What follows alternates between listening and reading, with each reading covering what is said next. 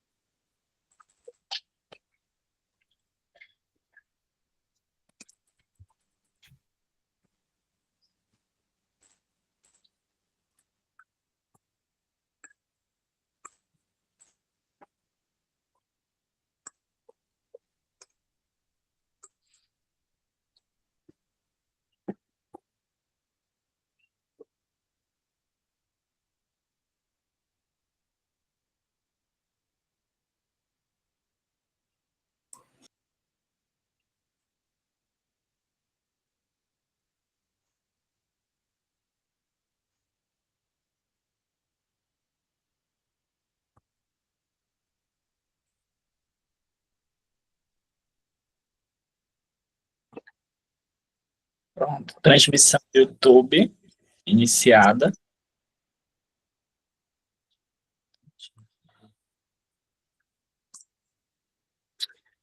Bom, hoje nosso nono encontro com o tema Vidas Trans na Educação como Promoção de Cidadania, apresentado pela ativista Sayonara Nogueira, travesti, pesquisadora, geógrafa e especialista em educação inclusiva pela Universidade Federal de Uberlândia.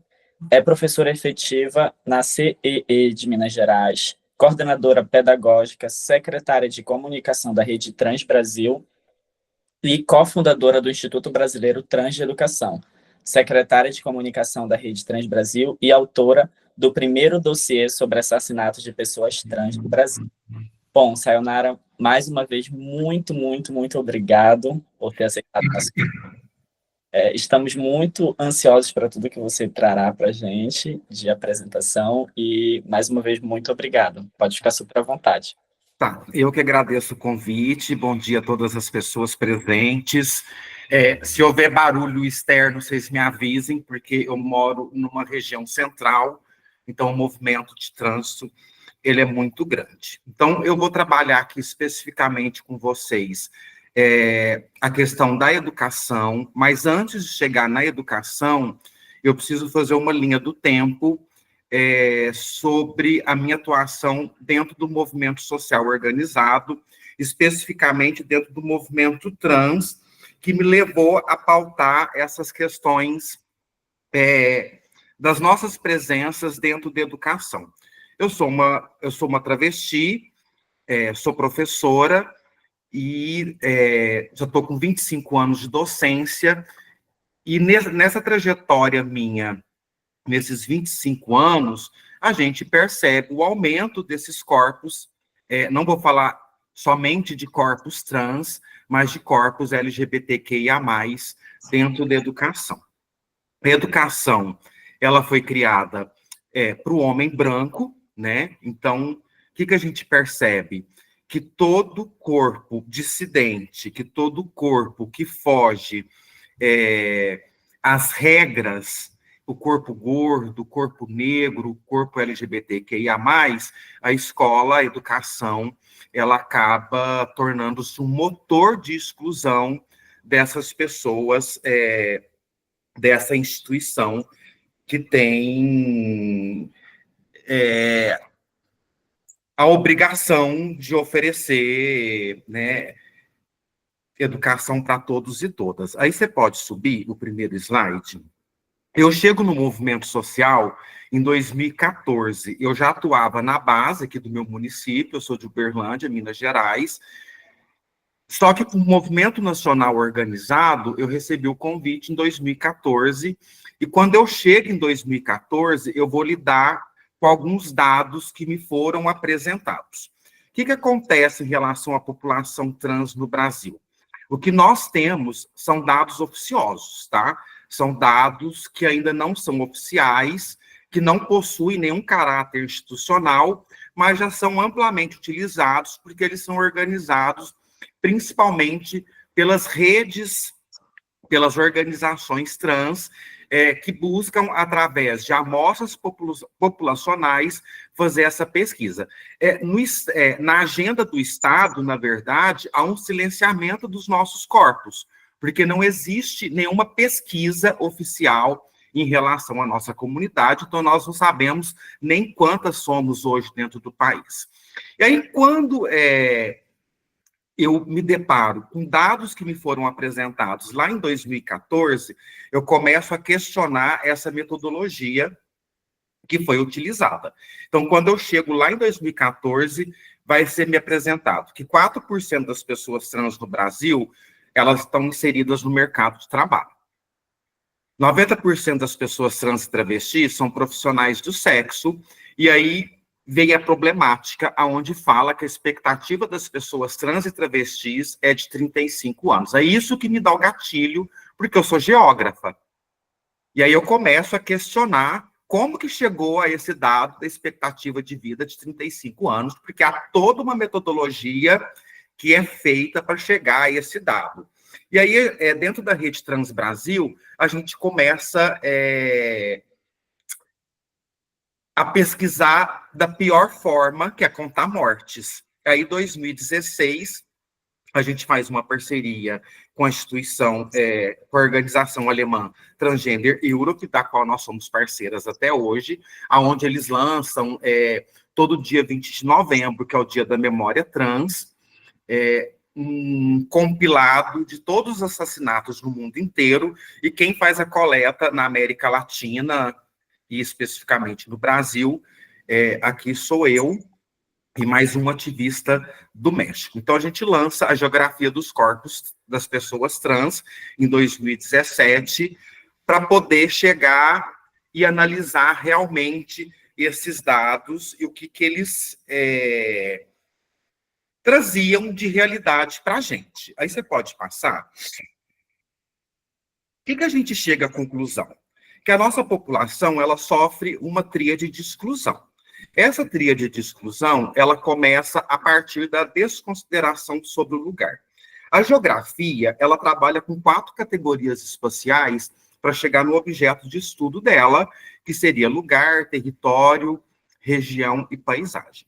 Então, a partir do momento que você tem a expulsão da casa, e casa para nós é lugar, porque é o espaço de pertencimento, é uma categoria onde você desenvolve sentimento de pertencimento, você vai ter exclusão de todas as esferas sociais. Então, você tem a expulsão da sua casa, você é expulsa do seu seio familiar, você vai sofrer esse impacto na educação. Se não tem educação, não tem qualificação para o mercado de trabalho, e aí você começa a sofrer uma morte social, até chegar ao abandono financeiro. Então, eu falo que as pessoas trans que foram assassinadas, antes delas serem assassinadas, elas sofreram uma morte social. Então, a morte, ela vem antes do tiro em relação à nossa comunidade. Então, esse foi o primeiro alerta que nós percebemos nessa pesquisa. Aí você pode passar o próximo. E aí, o que a gente... São 9 dossiês publicados desde 2017. Então, nós vamos ter alguns elementos frequentes, alguns elementos comuns. A média de idade das pessoas trans assassinadas foram de 21 a 35 anos de idade. Então, daí que se retirou a expectativa de vida. Isso não é expectativa de vida, isso é expectativa de morte. Isso é uma taxa média das vítimas que foram assassinadas, de 21 a 35 anos de idade. Só que isso causa um impacto mental, principalmente na saúde mental, da nossa juventude trans. Quando a gente afirma que a expectativa de vida de uma pessoa trans é 35 anos de idade. Cerca de 70% das vítimas eram pretas e pardas. A maior parte das vítimas eram profissionais do sexo. Em relação apuração dos fatos, a gente percebe que há uma omissão do Estado frente a esses casos, tá? Geralmente vai culpabilizar a vítima pelo seu próprio assassinato, e nós temos uma média anual de 134 assassinatos por ano. Mas o meu gatilho era a expectativa de vida, né? Enquanto profissional da geografia, e isso que me perturbava bastante, esse dado. E aí eu começo a analisar também os impactos, né, que essa fala tem, principalmente que a imprensa usa, alguns órgãos governamentais utilizam e como que isso vai impactar na representação social da nossa juventude. Então, nós não podemos afirmar mais que a expectativa de vida de uma pessoa trans é de 21 a 35 anos de idade, hoje, na atualidade. E a história, gente, ela não é linear. A história, ela é dialética, tá? E aí, se você pode passar... Aí eu vou fazer uma análise dentro desses dossiês. Eu tenho uma subnotificação em relação a esses dados, porque eu não tenho dados oficiais, o que eu tenho são dados oficiosos. Qual que é a metodologia que é utilizada para fazer captação desses dados? Nós utilizamos o Google Alerta com palavras-chave, aonde ele vai nos notificar sobre o assassinato de uma determinada região. Então, o Brasil é um país de um tamanho continental, então eu não consigo chegar a dados que acontecem no interior do Acre, de Rondônia, Roraima, Amazonas. Então, eu tenho uma subnotificação desses dados. 21 a 35 anos de idade é a média de idade das pessoas trans que estão sendo assassinadas. O IBGE, ele não coloca a nossa população no censo. O censo, a gente tem que lembrar que ele é decenal, ele acontece a cada 10 anos, o último aconteceu o ano passado e a nossa comunidade não foi inserida. Ainda utiliza o campo sexo de forma binária, sexo masculino ou feminino. Eu, por exemplo, fui entrevistada pelo IBGE o ano passado, então eu, Sayonara, apareço dentro do censo enquanto uma mulher cis, e não enquanto uma identidade travesti. Então, é impossível contabilizar quanta nós somos, porque tem essa ausência do campo de pesquisa, orientação sexual e identidade de gênero. Quando a gente analisa, por exemplo, esse ano eu analisei 2 casos de pessoas trans que foram assassinadas, e as matérias jornalísticas, elas trazem que foram homens com vestimentas femininas, homossexuais afeminados. Nem a identidade ela traz, e aí, em cima de todos esses dados, a gente tem a ausência da estatística. Você pode passar o próximo. E para fazer o cálculo da expectativa de vida, o que a gente precisa? A gente precisa do censo demográfico decenal, que acontece de 10 em 10 anos. A gente precisa do registro civil de óbitos nos cartórios. Hoje a gente tem um avanço muito grande no país, que é a retificação via processo administrativo no próprio cartório, que foi uma decisão do STF. Então, eu vou no cartório, faço a minha retificação, tá lá, Sayonara Nogueira, sexo feminino. Na minha certidão de nascimento não está identificado que eu sou uma pessoa trans, porque no Brasil tem a ausência desse campo da identidade de gênero. Eu preciso dos dados do SIM, que é o Sistema de Informação sobre Mortalidade do Ministério da Saúde. Aí o BGE pega todos esses cálculos e utiliza uma metodologia internacional para chegar a um ajuste para calcular a expectativa de vida de uma população. Então, a gente tem que parar de utilizar que a expectativa de vida de uma pessoa trans é 35 anos de idade, porque isso impacta principalmente na saúde mental e psíquica da nossa juventude. Principalmente eu que estou no chão da escola, e hoje, por exemplo, eu tenho 10 adolescentes trans utilizando o nome social na instituição que eu dou aula. Então, a gente tem que tomar muito cuidado com essas narrativas que são utilizadas na atualidade. Pode passar o próximo. E como que eu chego a essas indagações? Eu tive uma aluna trans que eu acompanhei do 6º ano até o 1º ano do ensino médio, e era uma pessoa extremamente inteligente, e ela sempre falava para mim que quando ela terminasse o ensino médio, ou ela ia fazer direito, ou ela ia fazer ciências sociais. Ela tinha um protagonismo muito grande dentro da escola, e eu vou me reencontrar com essa pessoa depois de 5 anos, e perguntei qual curso que ela estava fazendo. Ela falou que tinha parado de estudar, que ela não terminou nenhum ensino médio, porque ela tinha escutado várias narrativas no decorrer dessa trajetória dela, que a única faculdade que ela ia ter era a rua, que ela ia viver uma prostituição compulsória pelo fato de ser uma pessoa trans.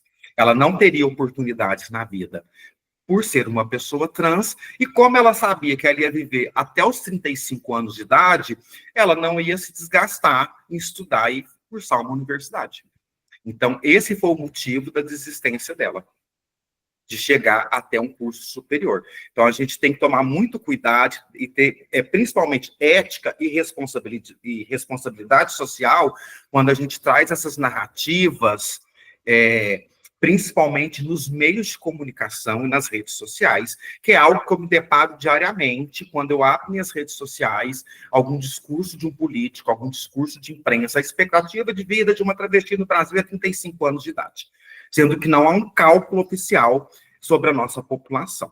Pode passar. E aí, quando eu trabalho com adolescência trans, que hoje é mais o meu campo de trabalho, eu não deixo de relatar as experiências de exclusão e violência. Eu assumo os meus privilégios de ser uma travesti branca, eu assumo meus privilégios de ter uma família que me apoiou, mas eu não deixo de citar os processos de exclusão e violência para chegar onde que eu cheguei. Eu tenho que falar também para essa comunidade dos impactos do preconceito e da discriminação na saúde psíquica, e a gente tem que parar de identificar essas narrativas com a nossa mortificação da própria existência. Então, o que eu vejo? É um espetáculo de sofrimento que eu vejo hoje nas redes sociais, tá? Porque começa a aniquilar antecipadamente as nossas vidas e instaura uma morte social simbólica em relação à nossa juventude trans. Pode passar o próximo slide.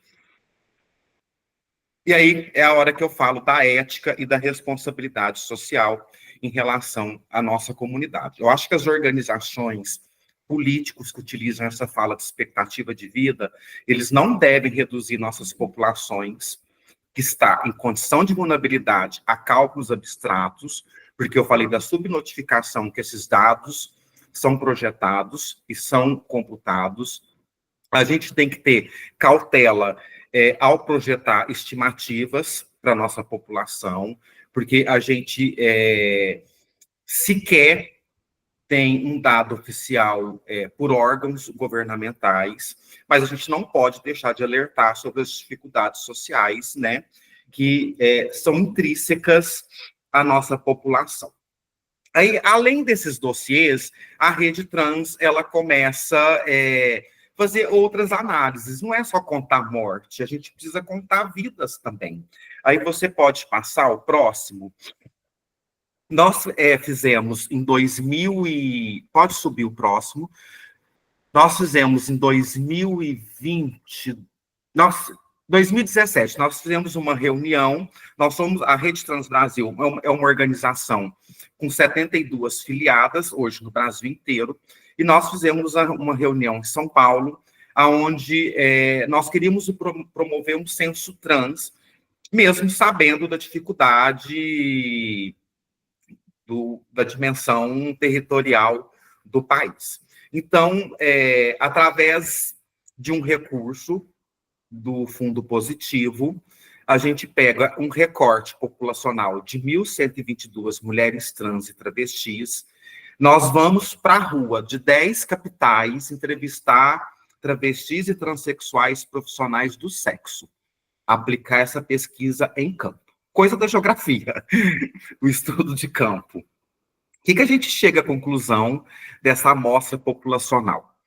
Que 63,9% não possuía ensino médio e 34,7% não chegaram a concluir o ensino fundamental, por causa principalmente dessa desconsideração do lugar que eu tinha falado antes. Então, aí dentro da rede, a gente começa a desenvolver outras pesquisas no campo da segurança pública, da inclusão do mercado do trabalho. Eu recentemente estive no TST apresentando uma pesquisa que nós fizemos sobre a incidência do assédio moral no mercado de trabalho para aquelas pessoas trans que estavam inseridas no mercado de trabalho. E a gente vem trabalhando também muito a questão da educação. A educação, por mais que ela seja um motor de exclusão, ela vai ser a ferramenta mais importante no combate à transfobia, tá? Pode passar o próximo. E aí, em 2018, o Conselho Nacional de Educação... Não, você voltou. O Conselho Nacional de Educação, ele vai homologar uma portaria, que é a portaria número 33, aonde ela vai autorizar o nome social das pessoas trans no registros escolares da educação básica. O que nós tínhamos até 2018 eram portarias de nome social na graduação, na pós-graduação, nós já tínhamos universidades com cotas nas pós-graduação, mas a gente ficava imaginando como que essa população não consegue terminar nem o ensino fundamental. Como que ela vai chegar na graduação? Como que ela vai chegar na pós-graduação? E nome social, por mais que seja uma política paliativa, para nós que atua na educação, ela vai ser uma ferramenta pedagógica de inclusão escolar, porque a gente começa a identificar o nosso aluno ou a nossa aluna trans de acordo com o nome que ela se identifica durante a chamada, e ela vai ter todos os seus registros escolares utilizando o nome social. Só que aí tem uma problemática. Educação básica. Educação básica, educação infantil, ensino fundamental 1 e 2, ensino médio. Então, eu estou lidando com uma população de 4 anos até 17 anos de idade. E a portaria 33, ela vai falar que somente os estudantes maiores de 18 anos podem solicitar o uso do nome social na educação básica. Então, o que a gente vai ter? Esse impacto na EJA, que é a educação de jovens e adultos. Gosto muito da EJA, porque eu sou uma professora freiriana, tá? E eu vejo a EJA como uma porta de emancipação para a cidadania. Então, a gente vai ter aquelas pessoas que não conseguiram terminar o ensino fundamental e o ensino médio, voltando para a EJA. Os menores de 18 anos são os responsáveis que têm que autorizar o requerimento dentro da escola. E aí a gente tem que começar a fazer um trabalho de sensibilização com a família e levar a comunidade escolar para dentro da escola. Porque a gente tem aí uma lacuna que é a exclusão já do seio familiar. Como que o responsável vai assinar um requerimento para que esse adolescente utilize o nome social dentro da educação básica? Mas com esse movimento de sensibilização de várias redes, de várias militantes, de vários ativistas, a gente vai perceber um aumento do uso do nome social na educação básica. Agora eu vou trabalhar números com vocês, foram os últimos levantamentos que nós fizemos. Pode passar. Então, 2018, a gente vai ter 1.825 pessoas utilizando nome social na educação básica, estudantes trans, desde a educação infantil. Então, a gente percebe que há uma sensibilização, sim, das famílias. E quando chega 2021, a gente vai ter 3.255 estudantes utilizando o nome social na educação básica. Isso como que foi feita essa coleta? Qual a metodologia de coleta? A gente não consegue alcançar os municípios do Brasil, porque são muitos municípios.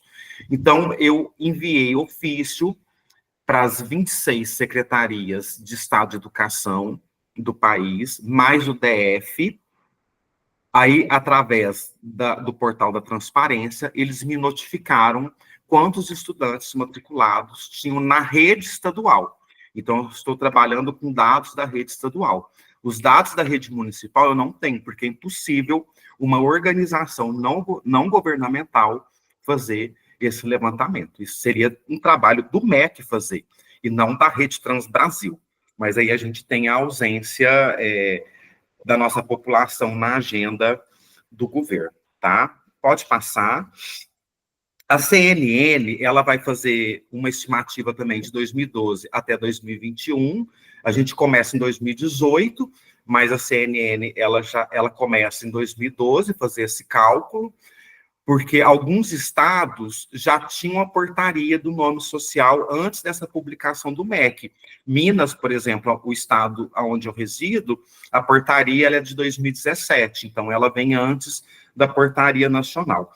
E o ano passado, eu enviei também ofício para os 26 estados, mais o DF, solicitando a quantidade de pessoas utilizando o nome social, de estudantes, só que desses 27 territórios, somente 15 me responderam.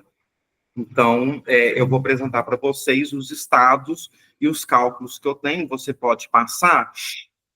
Então, pode passar. O Espírito Santo, eu solicitei dados de 2018 até 2024, de estudantes utilizando o nome social na educação básica.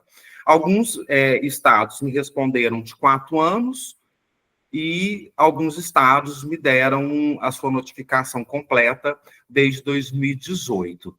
Então, eu vou ter lá no Espírito Santo 1.196 estudantes trans, tá? Nesses 4 anos que eles me enviaram, utilizando o nome social. Santa Catarina, 1.409 estudantes. O Maranhão só me apresentou o total de dados, de 2018 a 2024, 74 estudantes transmatriculados, pode passar. O estado do Amazonas, 637, Sergipe, 165 estudantes, nesses cálculos, pode ir passando. Mato Grosso, 361 estudantes. O Rio de Janeiro, 2.531 estudantes, pode passar. O DF, 3.150. O Mato Grosso do Sul, 1.675. Pode ir passando. O estado do Alagoas, 906. O estado do Goiás, 1.442 estudantes. O Paraná, 9.770. O estado do Pará, 2.298 estudantes. Pode passar. Rondônia, nós tivemos o total, não estou conseguindo. Gente, eu uso óculos, calma. Eu tenho aqui. Rondônia, eu não coloquei o cálculo total. O Rio Grande do Norte, 5.986. Aí você pode passar. São Paulo é o estado que nós tivemos mais estudantes trans matriculados. Foram 12.832 estudantes trans na rede estadual de ensino. E aí a gente vai ter, no ano de 2024, em 15 estados analisados, mais de 9.000 pessoas trans, adolescentes trans, estudando na educação básica. Aí pode passar. Eu vou fazer algumas ponderações em relação ao papel da educação. Pode passar. Pode passar. O próximo. Isso. Dentro da educação, a gente tem que tomar muito cuidado com essas questões.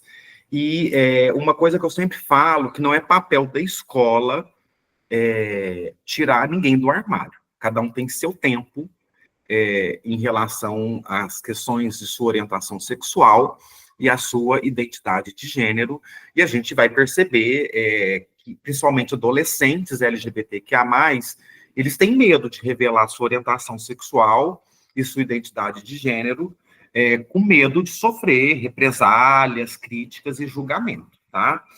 E a gente tem que também sempre reafirmar um dado, que a maioria da nossa população ela vai ser expulsa de casa em idade escolar. As pessoas trans, elas saem mais rápido do armário, mas cada um tem seu tempo e não é papel da escola ir lá e retirar essa pessoa. Então, a escola não deve interferir nem denunciar a orientação sexual e identidade de gênero dos seus estudantes para as famílias. Eu falo isso porque eu vivi casos, nesses 25 anos, de diretores que chamaram pais dentro da escola pais, mães, e falaram que os filhos tinham tendências homossexuais, e esses filhos sofreram agressões dentro de casa.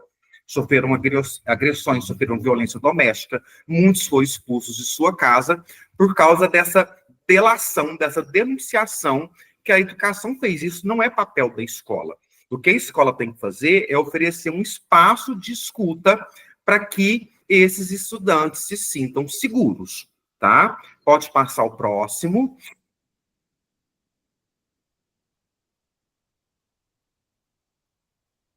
Quando eu tenho casos até atuais de adolescentes trans que foram expulsos de suas casas. Então, quando isso acontece, geralmente eu denuncio no Conselho Tutelar, tá? Esse é o papel da escola.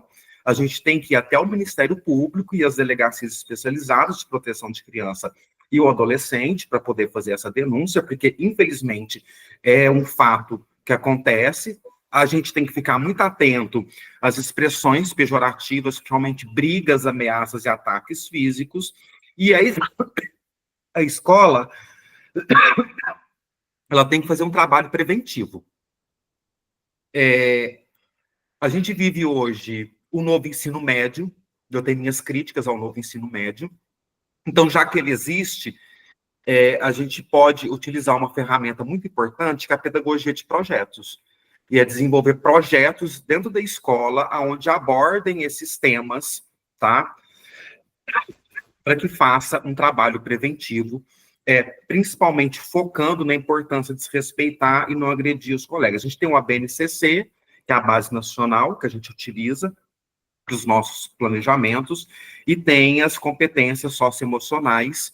Então, a partir das competências socioemocionais, se eu não esteja errado, acho que a competência 9, a gente consegue utilizar ela para fazer esse trabalho preventivo, combatendo o preconceito e discriminação dentro da escola. Pode passar o próximo. Nós analisamos também espaços que são mais hostis para a nossa população. Então, a gente tem o banheiro ainda, que é um ponto de interrogação para a nossa comunidade. Não existe nada que ampare em relação a isso. Infelizmente, eu venho utilizando uma metodologia que eu não sei se é uma metodologia de inclusão ou de exclusão, mas, por exemplo, na escola que eu trabalho, eu criei o terceiro banheiro para esses adolescentes trans. Então, eles utilizam um terceiro banheiro, que é um banheiro específico para eles. Mas quantos trans que na escola que ele trabalhou? Era o banheiro de acessibilidade, e aí a gente colocou específico para essa população, porque eu tinha uma demanda de homens trans utilizando banheiro masculino. E aí eu tenho que pensar que é um homem trans que tem uma vagina. E aí esse homem trans pode sofrer uma violência dentro desse banheiro. Então eu tenho que pensar nisso, são adolescentes. E aí eu tenho meninas trans que utilizavam um banheiro feminino, de acordo com a sua identidade de gênero. Aí eu tenho um grupo de pais que vão na escola e reclamam que a menina trans está utilizando o banheiro feminino, porque não enxergam como uma mulher trans.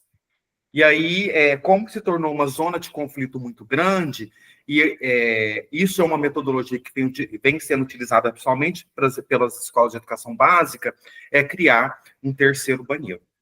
E as aulas de educação física, né? A gente tem uma metodologia, principalmente dentro desse conteúdo, que seria futebol para os meninos e vôlei para as meninas. Então, torna-se também uma zona de conflito, principalmente no caso de travestis transexuais, porque o tabu ainda é muito grande e há uma exposição dos nossos corpos, principalmente em relação ao uso do banheiro e às aulas de educação física. Pode passar o próximo.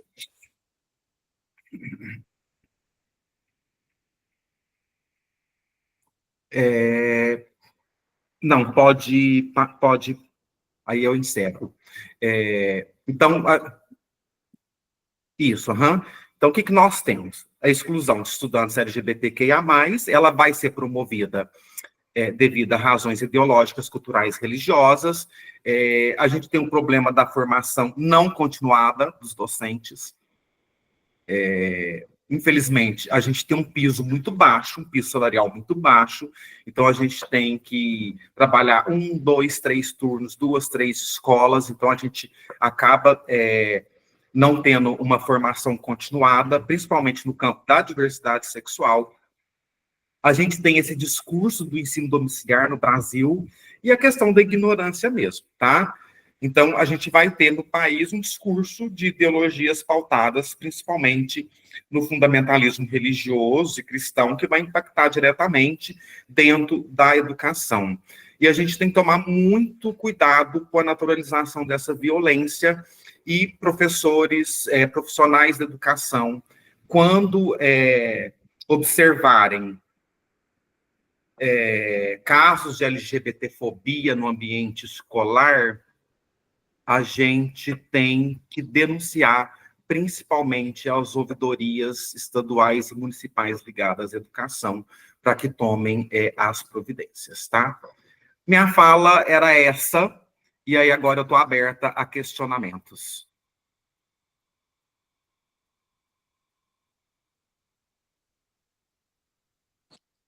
Bom, Sayonara, nem sei como agradecer, a apresentação foi incrível. Eu acho que você trouxe algumas discussões que nós da academia e nós, como população LGBTQIA+, temos em relação a dados extraoficiais, levantados por associações como a ANTRA, como a Rede Trans Brasil, e trazer também esses apontamentos que você trouxe nos traz, como pesquisadores, uma nova visão e para onde olhar. Muito feliz pela sua apresentação, acho que foi muito rica, muito detalhada e a apresentação toda muito linda. Temos aqui uma fila de pessoas que gostariam de falar com você e abro primeiro aqui para Bianca, por favor, Bianca, pode ficar super à vontade. Sayonara, Oi. Parabéns, viu? E a gente percebe aqui que você tem um conhecimento muito aprofundado, né? De estudo e de experiência, né? Na sua fala subliminar, quando você fala assim, eu sou uma professora freiriana, então, essa sua colocação, assim, revela, assim, uma apropriação muito grande de coisas no ensino muito valorosas e específicas, né? Eu vou falar para você aqui que, primeiro vou me apresentar para você, que eu sou uma mulher cis de 62 anos, que eu tenho muito interesse no aprendizado sobre a comunidade trans, tanto como cidadã, como porque no exercício da minha profissão eu me vi à frente desse tempo de falta de conhecimento total da minha geração, né?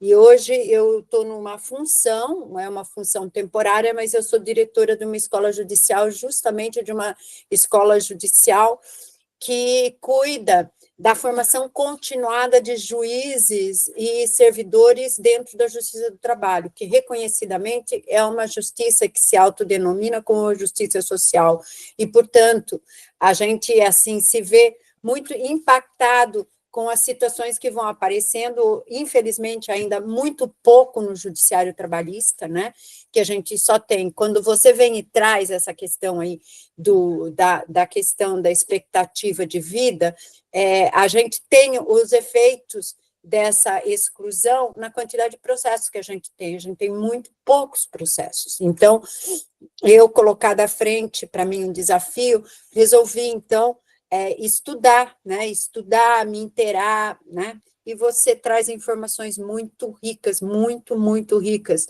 sobre tudo que a gente precisa aprender. A minha primeira pergunta então, veja, você parta diante da minha pergunta, de uma compreensão de que eu sou uma pessoa que não conhece o conteúdo que você trabalha, né, embora tenha sido impactada com a sua fala, porque ela é muito consistente, né, em relação a todo o ensino, essa visão que você tem. A primeira pergunta que eu tenho, o que é o EJA? Eu não sei o que é o EJA. Qual é o direcionamento aí que podem ter esses estudantes do ensino médio, né, para o EJA. E a outra questão que me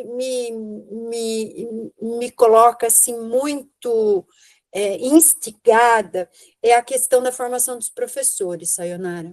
Porque, assim, você está falando de escola pública, que é o meio de acesso para que as novas gerações consigam, né? Eu já vejo muita coisa construída. Eu não sou negativista, até a minha primeira observação foi que bacana, né? Que essa expectativa de vida não é o ponto final, porque a gente vai ler artigo e todos eles começam com essa informação, né? A expectativa, eu falei assim, isso eu não quero trazer para a minha escola judicial, porque a gente já está pegando gente que já ultrapassou dessa expectativa.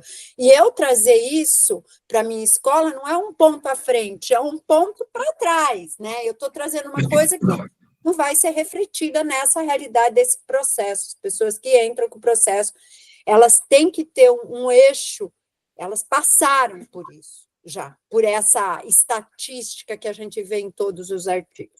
Então, essas são as minhas duas perguntas, né? Primeiro, o que é isso, qual é essa possibilidade, e como que você vê uma saída para essa formação, da formação continuada, porque é só ela que vai trazer uma possibilidade para quem está atuando hoje de atuar melhor.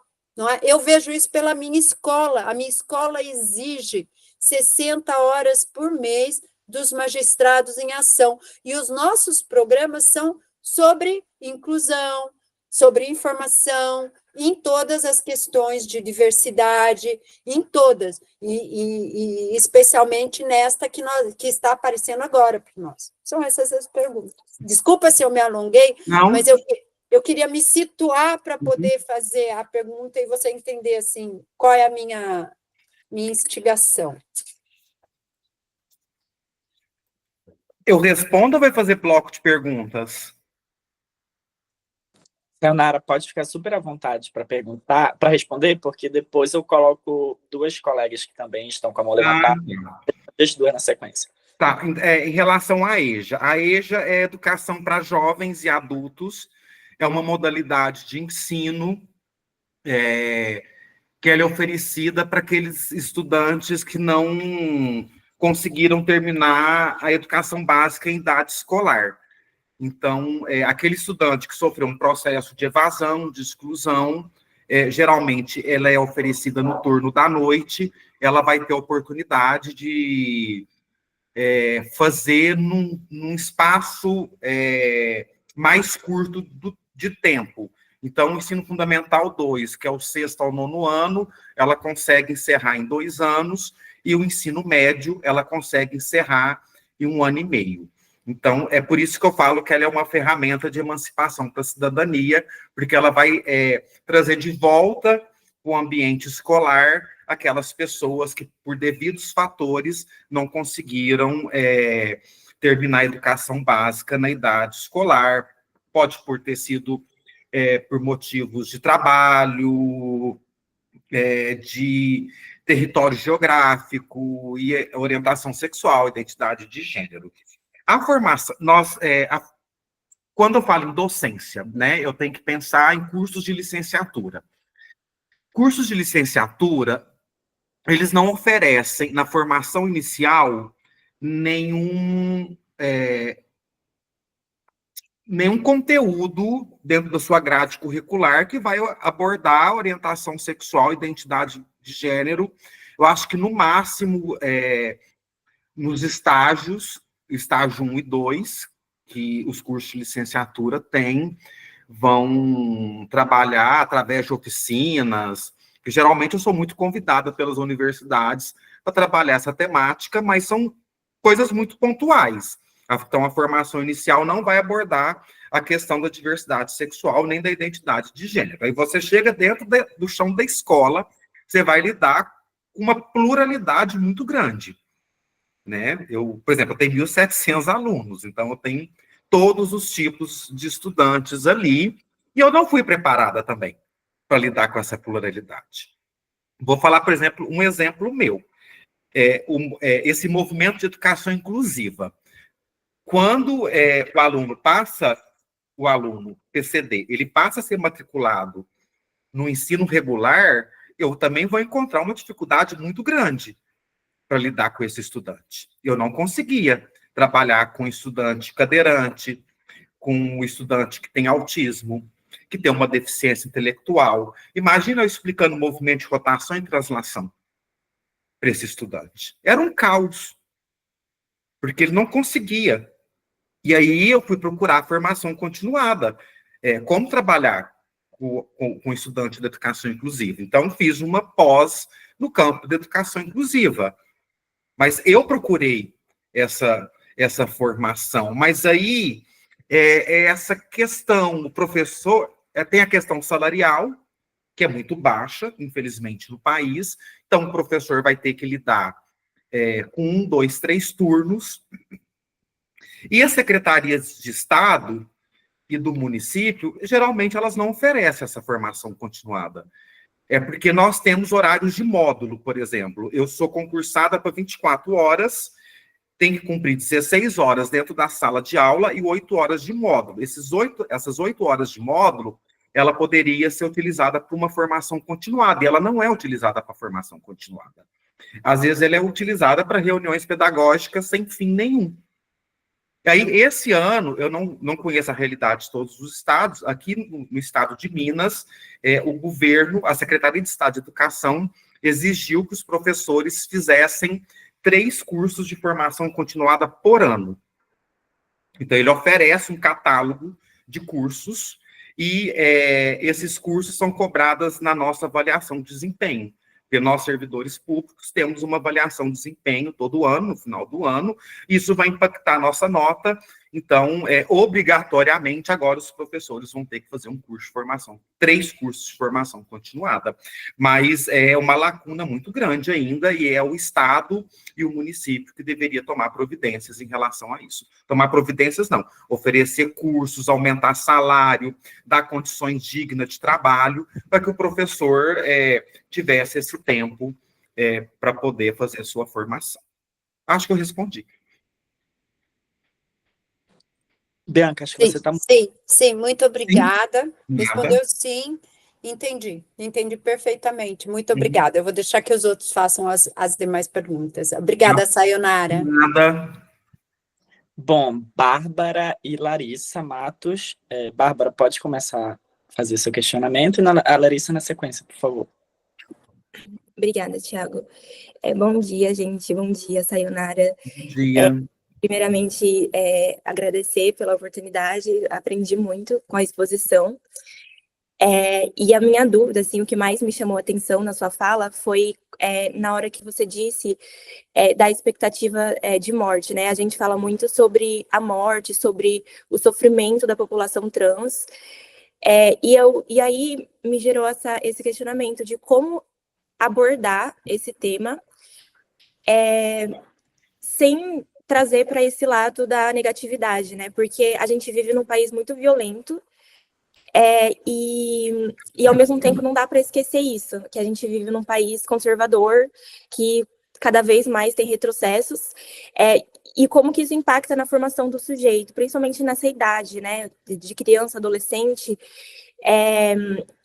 Eu tenho essa dúvida, porque eu vejo que na universidade tem as cotas trans e tudo mais, mas isso não é suficiente, porque quando a própria subjetividade da pessoa já está ali corrompida, né? Tipo, ela é criada com esses números, com essa violência, como abordar, como trabalhar essa autoestima do jovem trans, para que ele tenha genuinamente acreditar que ele pode viver plenamente na nossa sociedade. Tipo, eu tenho essa dúvida, porque é muito...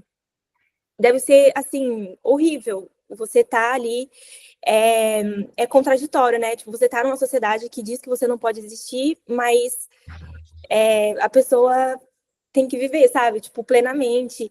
Eu estava estudando sobre aos profissionais do sexo para fazer o meu trabalho de conclusão de curso.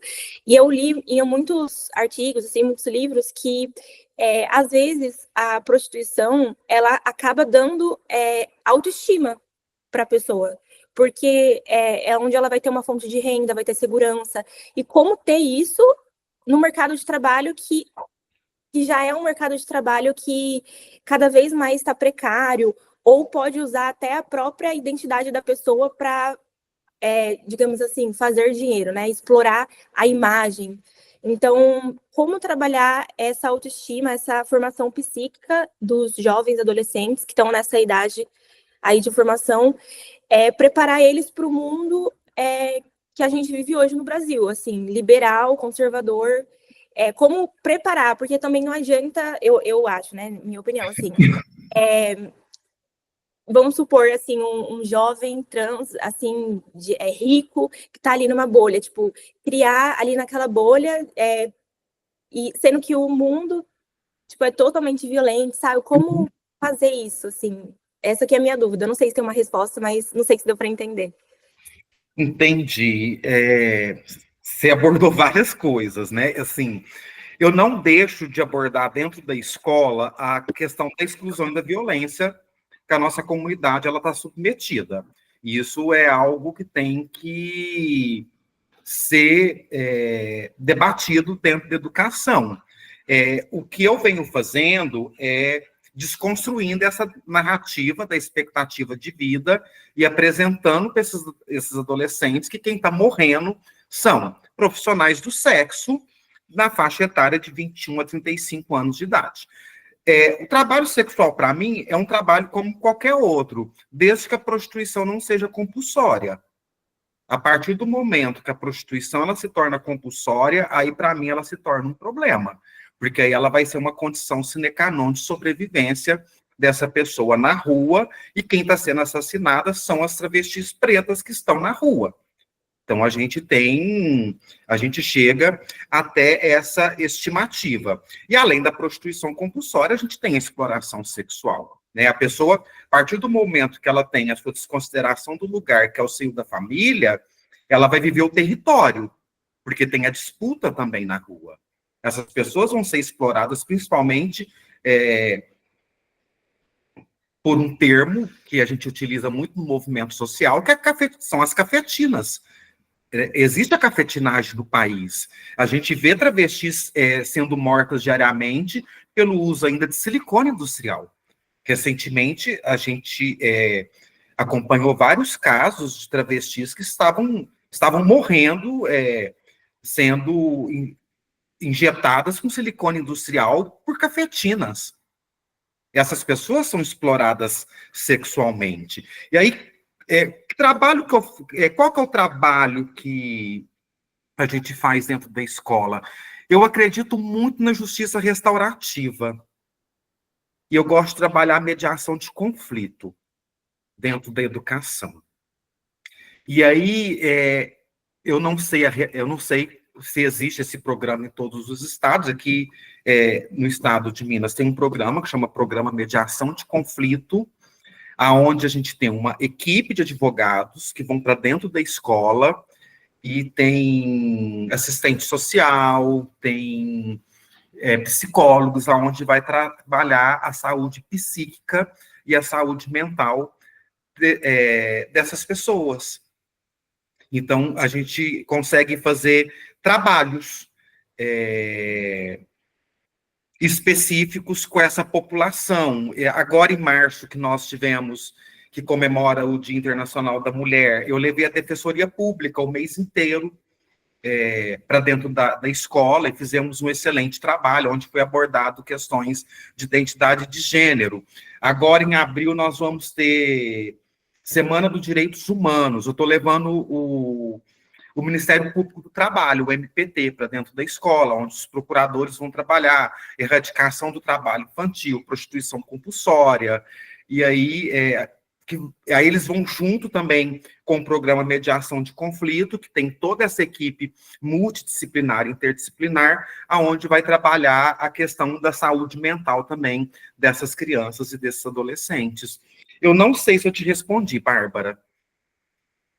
Sim, sim, respondeu sim, muito obrigada.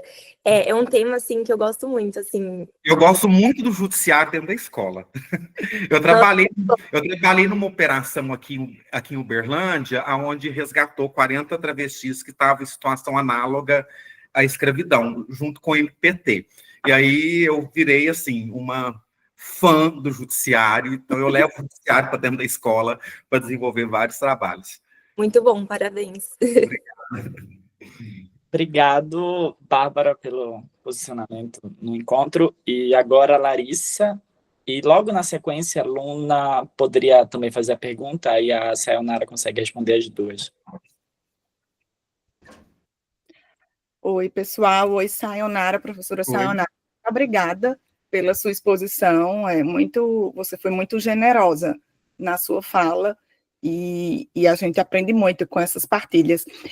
Professora, eu queria fazer uma reflexão em relação ao banheiro. Por quê?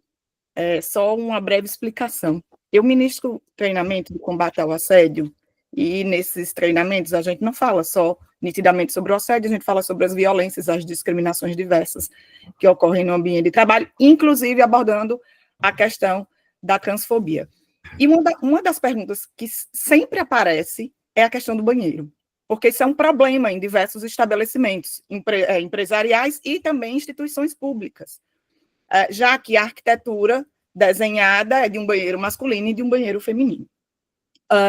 No último treinamento que eu ministrei, foi uma pergunta que partiu da segurança. Era um segurança que estava lá, e ele pediu uma orientação geral de como resolver essa questão, porque já deu bastante problema, teve situação de que eles precisaram intervir e tal.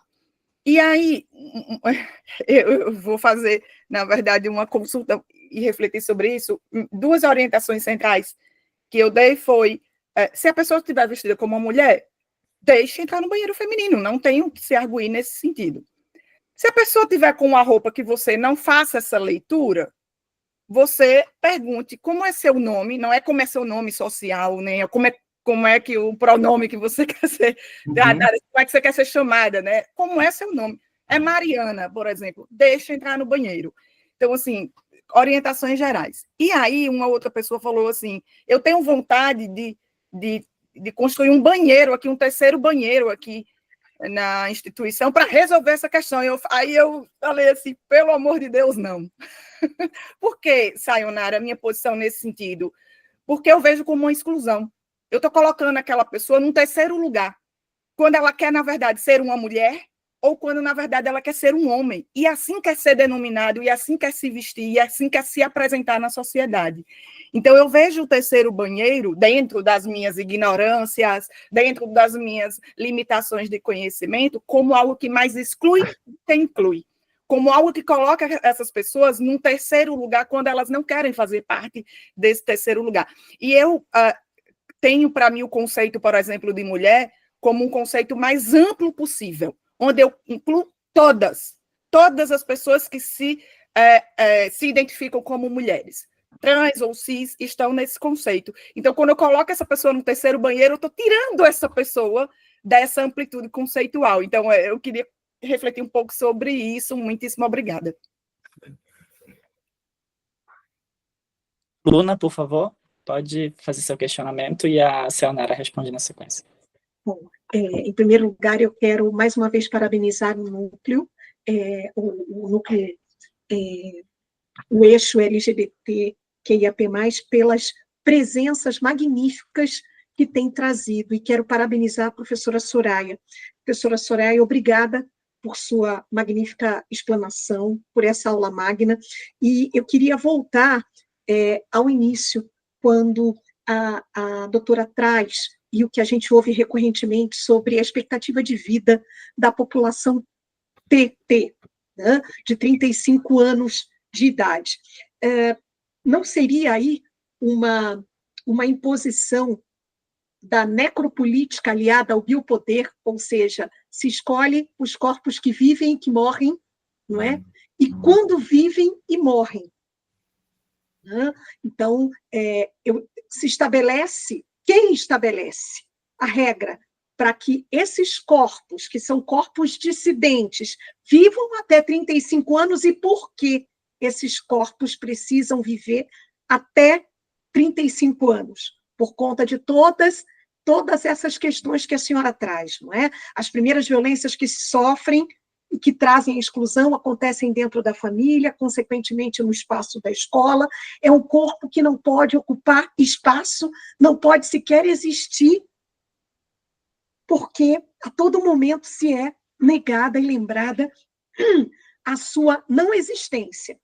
E aí se escolhe como e quando esse corpo pode viver e quando ou até quando esse corpo pode morrer.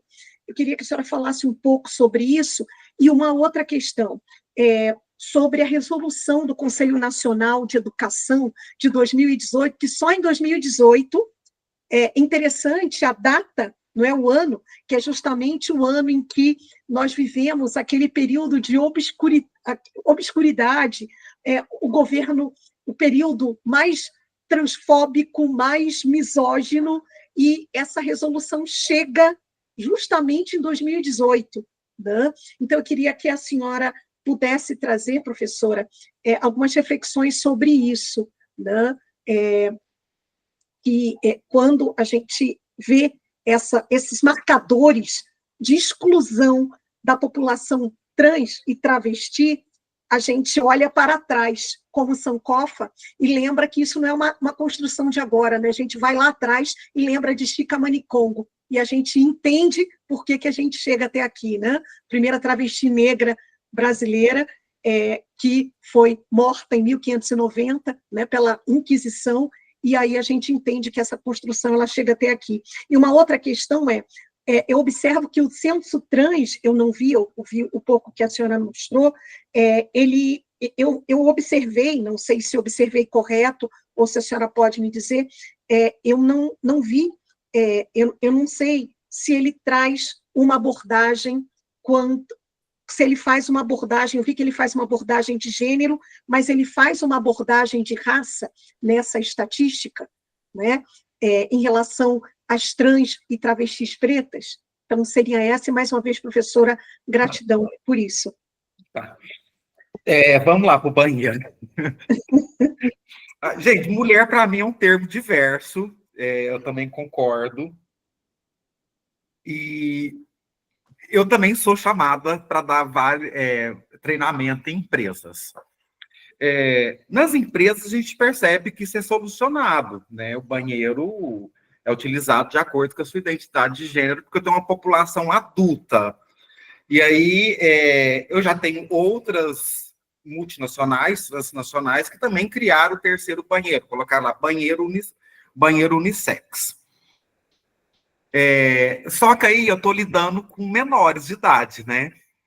Da educação básica, e eu estou trabalhando com crianças e adolescentes, então, que são tutela do Estado e tutela da família. Então, aí é uma problemática muito grande. Foi igual eu falei na minha fala, eu não sei se eu fiz um processo de inclusão ou de exclusão, mas a alternativa que eu tive naquele momento foi pegar o banheiro de acessibilidade e transformar ele num banheiro unissex, onde crianças e adolescentes trans pudessem utilizar, mas o meu objetivo ali era preservar a segurança daquele corpo. Esse era o meu objetivo na criação, em pensar no terceiro banheiro, porque eu tinha muito medo do menino, o adolescente trans, dentro do banheiro masculino, dele sofrer uma violência sexual ali dentro. Eu tenho esse medo.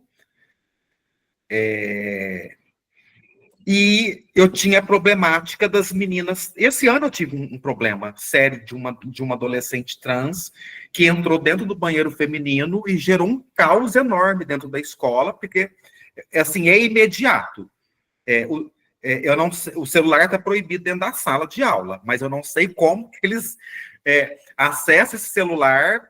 Assim, o pai bate na porta da escola em 5 minutos. Quando essas questões? Se for para discutir disciplina e nota do filho, eles não vão. Mas para discutir o banheiro, é questão de 1 minuto. Eles aparecem na porta da escola. Então, é um processo de exclusão, sim, mas foi uma forma de eu preservar a integridade daquele corpo dentro da escola. Porque são menores de idade, e aí estão sob a nossa... Está sob a nossa responsabilidade. A partir do momento que ele adentra dentro da escola, ele é responsabilidade nossa. Então, foi uma forma de preservar a integridade física e psicológica desses e dessas estudantes dentro da escola. Mas eu concordo também que as pessoas... eu utilizo banheiro feminino. Eu nunca tive problema com banheiro. Banheiro, para mim, é um espaço onde eu vou fazer necessidades fisiológicas, no máximo me maquiar, para ficar mais bonita ainda, tá? E eu não conheço nenhum dado de mulheres trans que estupraram mulheres cis dentro do banheiro no Brasil. Sinceramente, eu não conheço nenhum dado. Né? E eu, como geógrafa, trabalho com dados e estatística, tá? Respondi? Larissa? Professora Sayonara, respondeu, mas assim, a gente sabe que isso não é uma coisa de resposta fácil. Ninguém tem uma solução pronta e fácil. Primeiro, nós estamos discutindo esse tema muito recentemente. Esse processo de acolhimento por parte do poder público, por parte da iniciativa privada, ainda está caminhando muito inicialmente, nos seus primeiros passos. Essa discussão vai ter que evoluir, é preciso, é urgente evoluir. Então, não tem remédios. E eu também não tenho respostas para isso. Quando me perguntam, eu falo, pessoal, essa é a forma como eu penso e eu me posiciono. Porque se existisse um remédio fácil, a gente já estaria até rica, vendendo solução, né? Então, não existe isso. E eu acho que tem que adequar as realidades. Achei seu raciocínio perfeito. Diante do problema, tem que se resolver de alguma forma. Criança requer urgência, não dá para ficar fazendo reflexões muito demoradas. O problema urge e a resposta precisa ser a mais rápida possível, né? Então, obrigada aí pelo seu retorno. Agradeço demais. Professora Luna, a Luna é professora? Advogada? Não, sou aluna, imagina, professora. Aluna é aluna. Tá.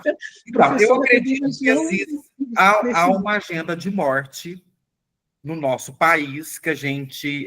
teve um dossiê da Rede Trans, que eu trabalhei muito essa questão da necropolítica, e eu li muito Attila Mbembe, para poder escrever sobre essa agenda de morte, onde ele fala quem deve viver e quem deve morrer.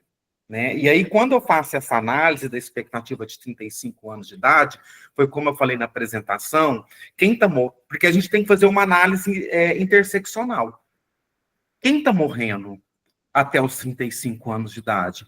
São as travestis pretas, periféricas, semi-analfabetas. Porque eu, por exemplo, enquanto uma travesti branca, eu tenho privilégios em relação a esse corpo preto. Quando eu faço... eu acho que a questão racial, ela vem à frente do gênero. Ela vem à frente do gênero. Eu vou te dar um exemplo. Eu sou uma travesti branca e tive acessos a espaços de poder que um estudante meu, negro e cisgênero, não vai ter. Por causa da questão racial. O racismo ele é muito latente no país. Aí, dentro desse censo, todas as pesquisas que nós trabalhamos dentro da Rede Trans Brasil, a pauta ela é interseccional. Então, não é só a questão da educação. A gente faz essa análise raça e gênero, classe. A luta pelo fim da transfobia também é luta de classes. Eu não sou marxista, eu sou trotskista, tá? Eu estou um pouco mais à frente do Marx, porque ele vai internacionalizar o marxismo. Então, a nossa abordagem ela é interseccional e a gente trabalha que a questão raça ela vem antes do gênero. tá? A gente sempre pauta essa questão racial. Em 2018, quando o CNE publica, 2016 foi o ano do golpe, não foi? Fazendo uma linha do tempo, 2016, 2017 foi o ano do golpe. Essa portaria foi na gestão do Temer, mas ela já está... porque quando a Dilma sofre o golpe, eu falo que ela não sofreu um impeachment, ela sofreu um golpe principalmente por ser mulher, tá? Ela já tinha, na verdade, já tinha algumas diretrizes deixadas, como o uso do nome social na administração pública é uma política dela, aonde as pessoas trans começaram a utilizar nome social no CPF, título de eleitor, identidade. Então, é uma política da presidenta Dilma. E aí, na verdade, eu acredito que Temer só implementou algo que já estava pré-elaborado, né, para falar assim, eu fiz, eu sou inclusivo. Então, eu acredito que ele só pautou algo que já estava ali, já pronto. A gente vê muito isso na política. Eu atuei como assessora parlamentar durante 4 anos da minha vida, e a gente vê muito isso na política. Eu acho que a política do Brasil é a verdadeira cafetinagem que existe.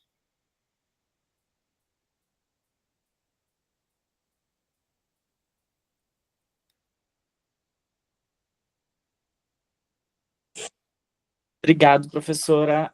Luna, sua pergunta foi respondida? Esqueci de perguntar. Plenamente. Gratidão, professora. Imagina. Bom, Lilian, por favor, pode ficar super à vontade. Professora Sayonara, parabéns, muito obrigada por nos trazer tantas luzes sobre o assunto, compartilhar tanto conhecimento. A minha pergunta é a respeito de como são tratados os casos de LGBTfobia.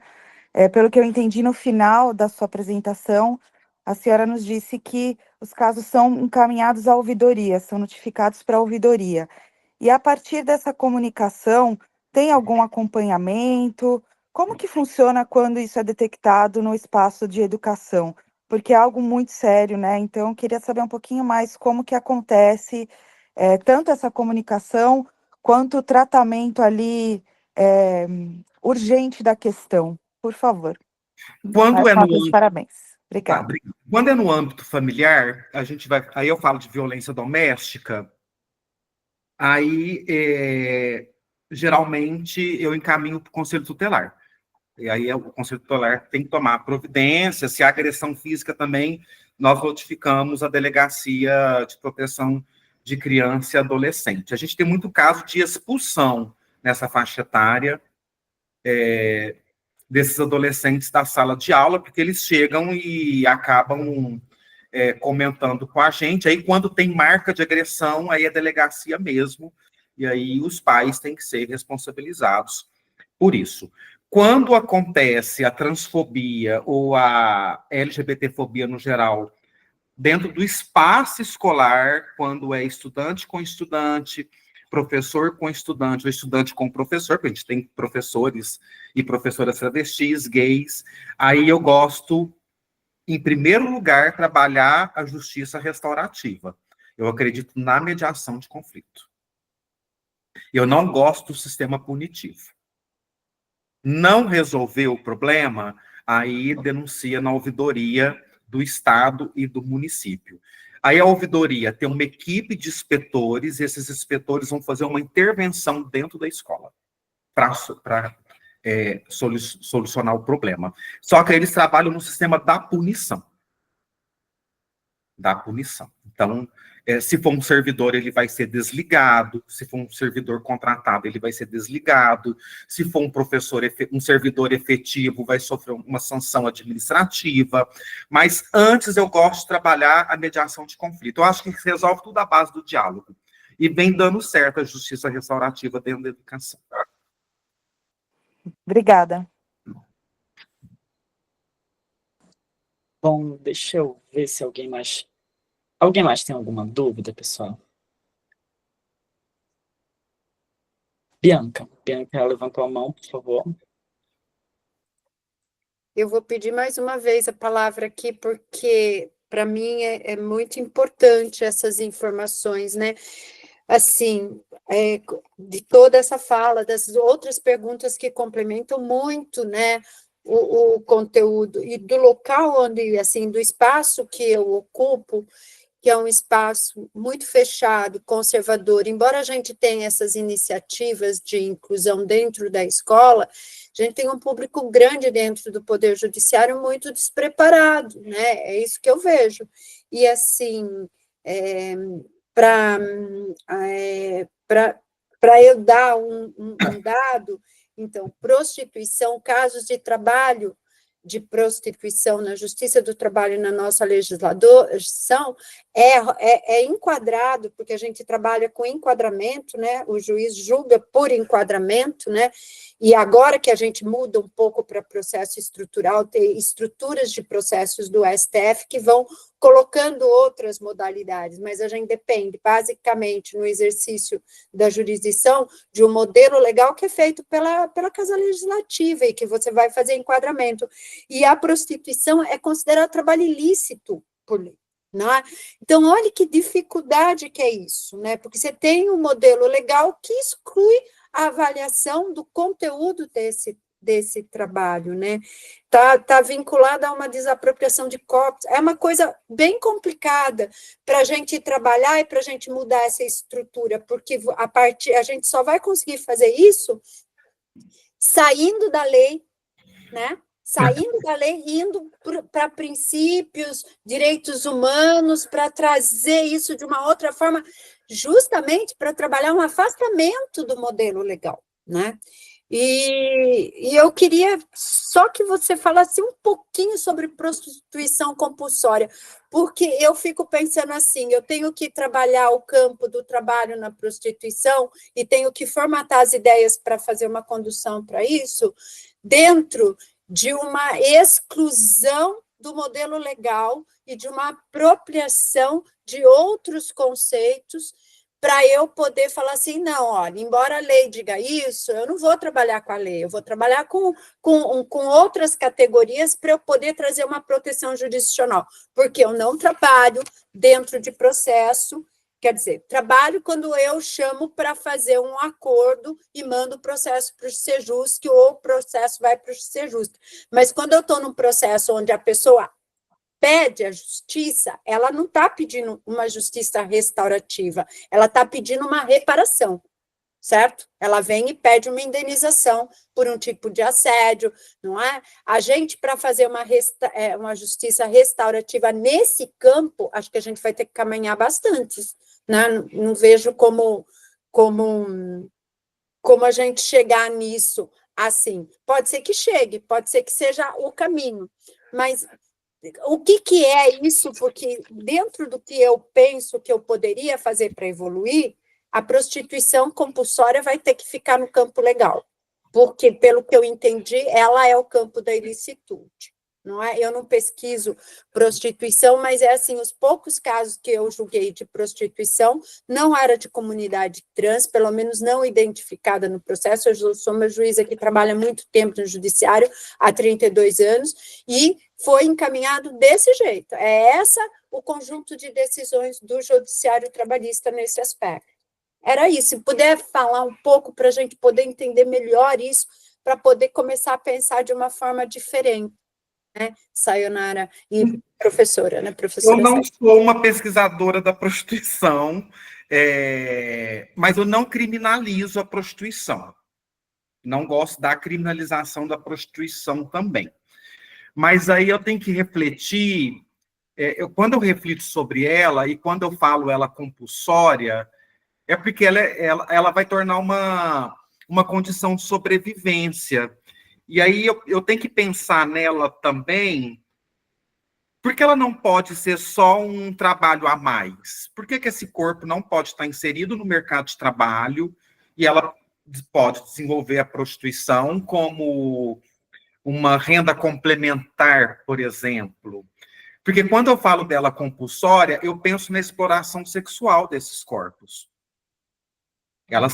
Porque quem vive ela compulsória está sendo explorado sexualmente. aqui no Brasil, se fala muito donas de pensão, madrinhas. A gente sabe que isso não existe.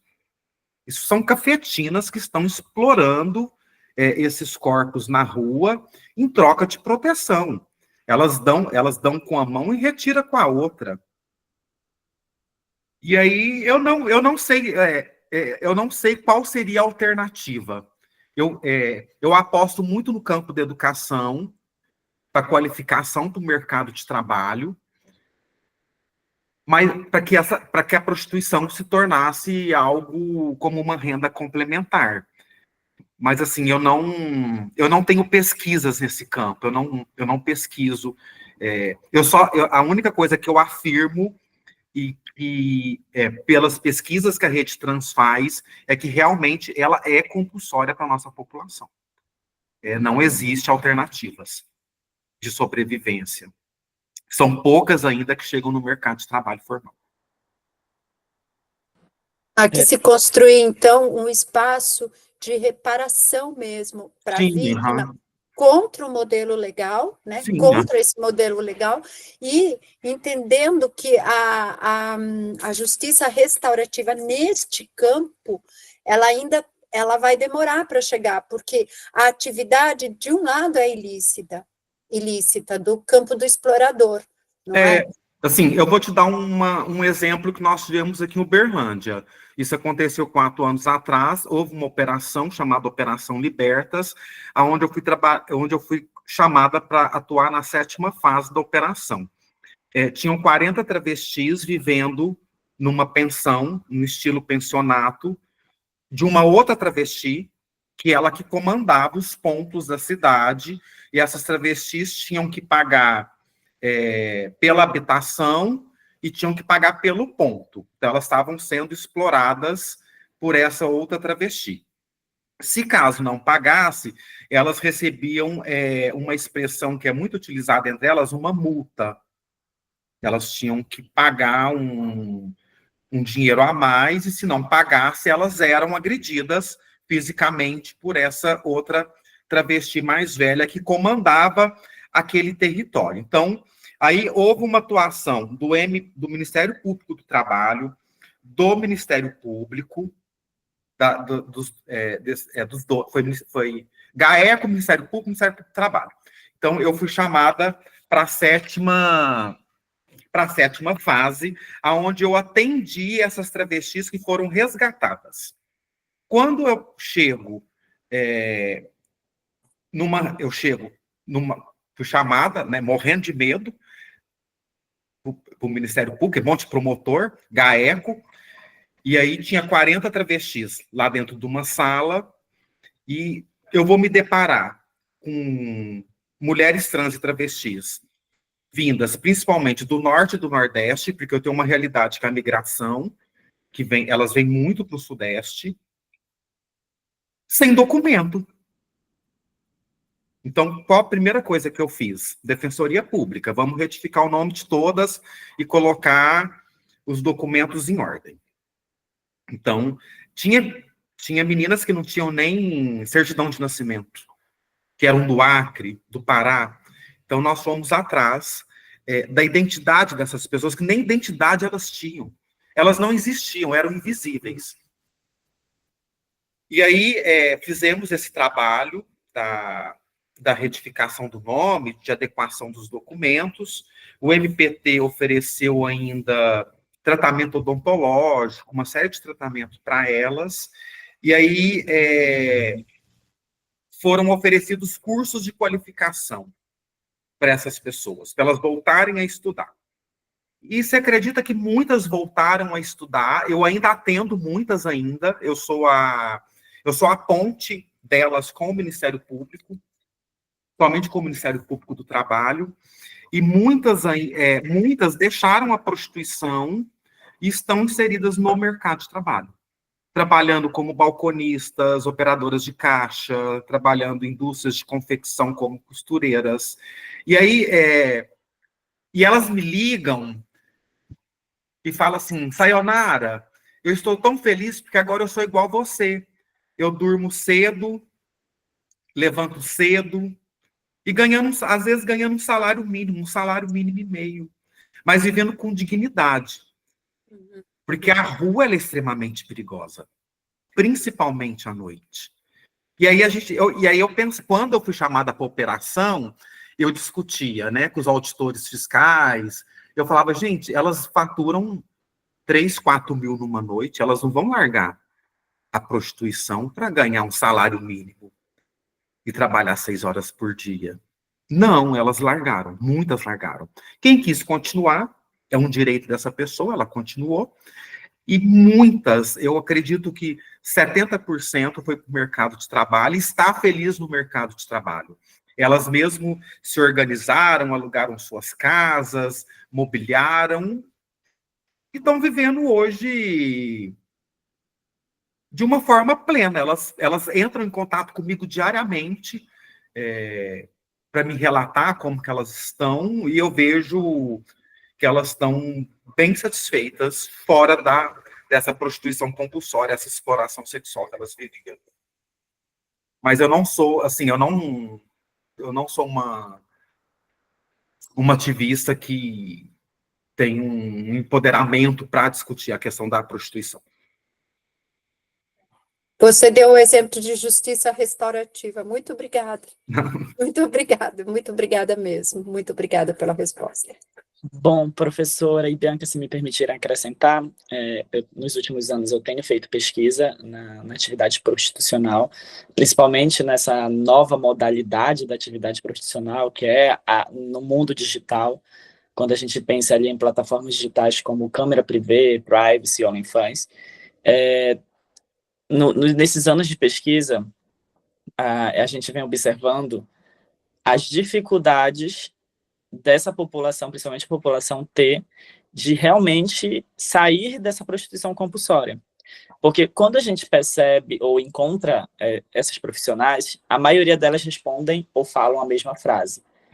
É o que me resta, é o que sobra para mim, porque ninguém quer me ver dentro do espaço escolar, ninguém quer me ver dentro de uma universidade e ninguém quer me ver no balcão de uma empresa multinacional, porque eu não vou ter aquele estereótipo de uma mulher cis que não estereotipe aquela minha transgenitalidade.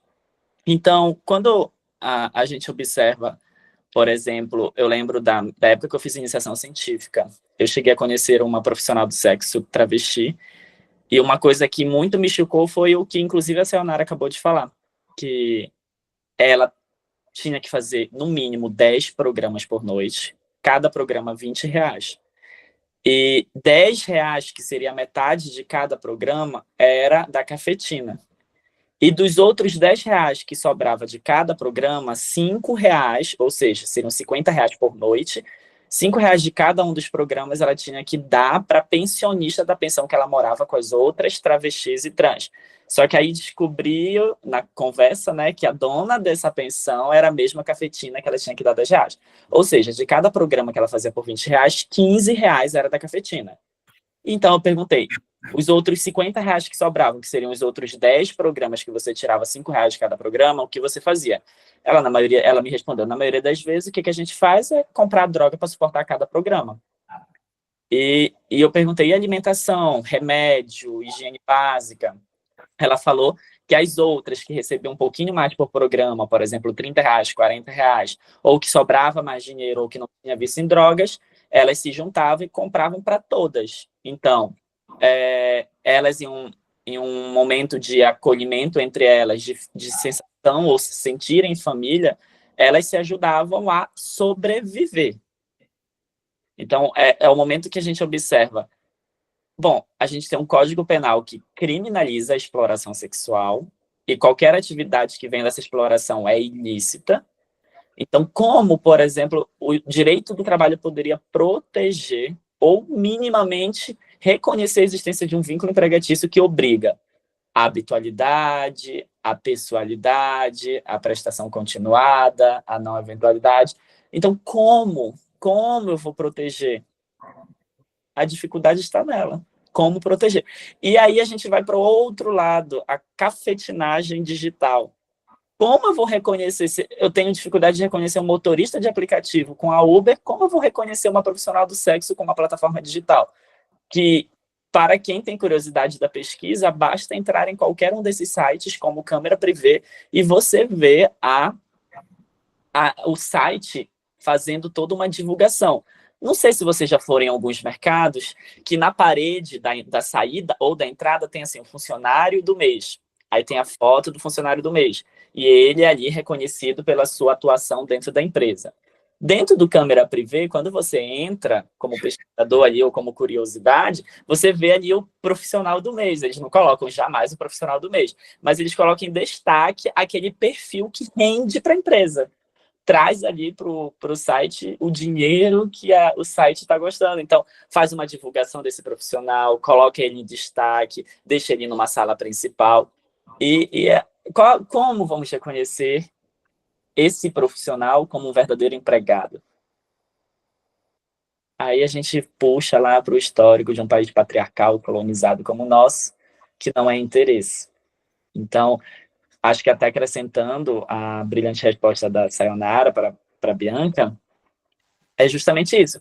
O Estado, o Judiciário, tem que começar, talvez, a dar um pulinho assim, sobre a lei e dizer, olha, mas os princípios, o direito, os direitos humanos, tem que reconhecer o mínimo, a gente está falando de mínimo, o mínimo do mínimo do mínimo para esse profissional que não é profissional, né, para o Estado, ele é o outro do outro do. Vamos reconhecer o mínimo que este profissional tem, para que ele, pelo menos, possa ver no judiciário a esperança. Porque chegar no judiciário e o judiciário dizer julgo inteiramente improcedente, porque a atividade é ilícita. É fácil pegar um modelo, Ctrl-C, Ctrl-V e dizer isso. Mas e se eu não entender a realidade? Até porque o que paira no direito do trabalho, né, o princípio da primazia da realidade. Então, vamos para a realidade nua e crua. Eu acho que é isso. Se eu me perdoa, Sayonara, por interromper e acrescentar. Mas acho que é isso, Bianca. E aos colegas, eu acho que o que falta, talvez, para o nosso judiciário e até para nós, como operadores do direito, profissionais e pesquisadores, é entender que, às vezes, a lei não vai ser perfeitamente aplicável naquele caso. Vamos lá para os princípios do direito internacional, vamos para os direitos humanos e, como diria o meu pai, meter bronca. É isso. Sayonara, você tem uma rede onde você poste alguma coisa profissional para a gente poder acompanhar? Tá vendo aí? Eu vou pôr um site que eu administro e eu coloco as pesquisas todas lá, tá? Vou pôr um chat. Ótimo, obrigada. Muito obrigada mais uma vez. De nada. Posso compartilhar também seu Instagram para os colegas, Sayonara? Pode, mas meu Instagram... Você não, né? É bem pessoal mesmo. Não tem nada profissional. Ó, pessoal, É só a divulgação da minha imagem. A gente também tem que estar bem bela, né, nas redes sociais. Bom, Sayonara, eu te dou esses minutos finais para caso você queira fazer um desfecho, uma finalização da sua apresentação ou ponderações finais, fique super à vontade. Eu acho que aqui o pessoal ficou muito feliz com tudo que você trouxe e as respostas que você também trouxe. Pode ficar super à vontade para encerrar sua apresentação ou umas considerações finais. Não, eu quero só agradecer o convite mesmo de vocês. Contem sempre comigo para discutir educação e trabalho. Só isso mesmo. Essa é minha pauta, educação e trabalho. Então, muito obrigado. Sayonara, pode contar com a gente. Estamos preparando o lançamento de uma obra. Espero que você possa vir para o lançamento, que será aqui em São Paulo. A gente está tentando aí montar um grande congresso, e se der tudo certo, você é mais uma das nossas convidadas para compor a mesa e trazer aí uma apresentação sobre a educação e mercado de trabalho para a população ter. Mais uma vez, muito obrigado aos colegas que estão até aqui, depois desses 16 minutos aí que extrapolamos. Fico feliz de ver que todos estão tão interessados quanto o projeto que o Eixo traz. E, mais uma vez, agradecer a Sayonara por ter aceitado esse convite numa 7h30 da manhã de uma terça-feira, né? O bom é que ela folga, né? O bom é que ela acorda às 5 horas, ganhou uma folga. Sim, aham. Só que a gente ganha folga para ficar Me em casa convidem sempre. todas as terças. Eu gosto muito de caminhar do lado do judiciário. Ah, então a gente fica feliz. A Bianca fica mais feliz ainda, né, Bianca? Então, eu fico muito... Vocês são maravilhosos. Muito feliz, muito feliz. Reconhecendo que a gente está ainda caminhando assim, bem no começo da estrada, mas é disso que a gente precisa, não é? De uma fala autêntica, competente, para a gente poder aprender. Obrigada, Sayonara. Nada. Obrigado, então. Pessoal, eu vou encerrar a gravação. Eu acho que a Larissa queria fazer uma ponderação, Larissa. Não sei se ela ainda está aqui. Exato.